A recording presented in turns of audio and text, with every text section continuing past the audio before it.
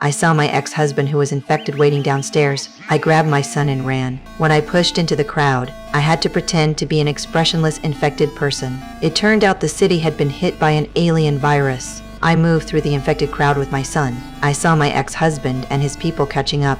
I pulled my son and ran as fast as I could. We ducked into a pharmacy. I stuffed some stimulants into my pocket. I had been infected by the alien virus too. If I fell asleep, the virus would take over my body completely. Just then my boyfriend called. He told us to stay put and not move. He said to wait for rescue.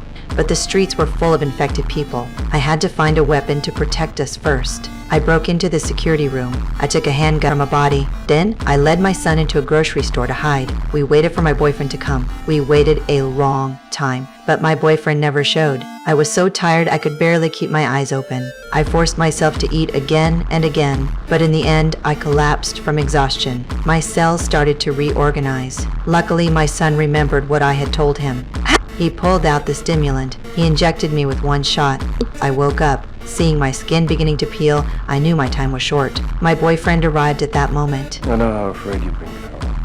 But something in his tone felt wrong. I quickly realized I had been infected. I raised the gun and told him to leave. He said the world had no room for abnormalities. I suddenly remembered my son had an immune trait against the virus.